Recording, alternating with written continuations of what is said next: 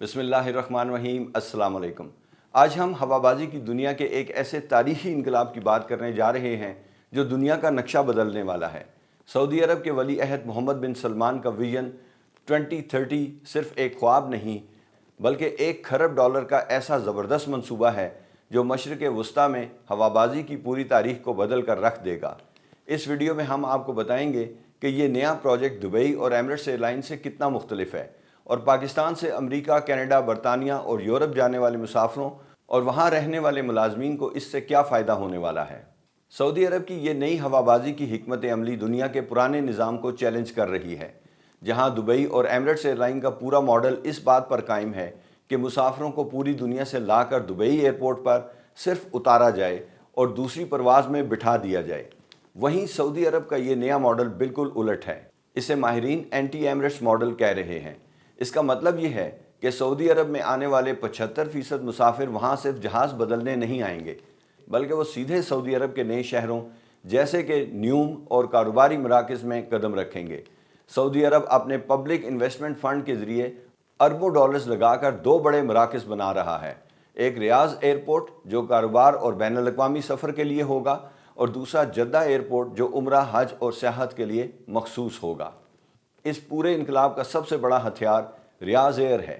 یہ دنیا کی پہلی ایسی ایئر لائن بننے جا رہی ہے جو مکمل طور پر آرٹیفیشل انٹیلیجنس یعنی AI مصنوعی ذہانت پر چلے گی۔ یہاں پرانے دور کے کاغذ کے ٹکٹ یا موبائل بورڈنگ پاسز کا نظام بالکل ختم کر دیا جائے گا۔ جیسے ہی آپ ایئرپورٹ میں داخل ہوں گے، جدید ترین بائیو میٹرک یعنی آپ کا چہرہ ہی آپ کا پاسپورٹ بن جائے گا اور آپ بغیر کسی لائن کے سیدھے جہاز میں بیٹھ سکیں گے۔ اس ایئر لائن کے بزنس کلاس کیبنز میں ایسے جدید اسپیکرز لگائے گئے ہیں کہ مسافروں کو فلمیں دیکھنے یا گانے سننے کے لیے ہیڈ فونز پہننے کی ضرورت بھی نہیں پڑے گی۔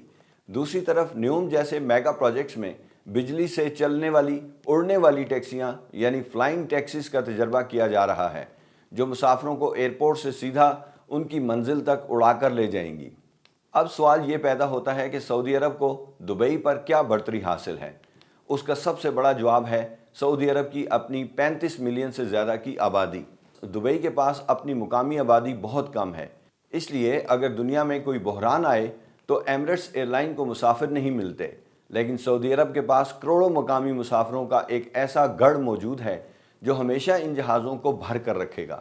اس کے علاوہ لوگ دبئی صرف گھومنے یا جہاز بدلنے جاتے ہیں، لیکن سعودی عرب میں کھربوں ڈالر کے نئے پروجیکٹس، نیوم شہر اور مقدس مقامات کی وجہ سے دنیا بھر کے کاروباری لوگ اور سیاح مجبوراً وہاں آئیں گے، جس سے ان کی ایئر لائنز کو بہت زیادہ منافع ہوگا۔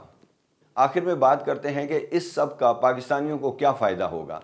سب سے پہلی بات، سعودی عرب اور پاکستان کے درمیان نئے فضائی معاہدے کے تحت اب پاکستان کے چھوٹے شہروں جیسے سیالکوٹ، ملتان، پشاور اور لاہور سے سیدھی ڈائریکٹ فلائٹ سعودی عرب کے لیے چلائی جا رہی ہیں۔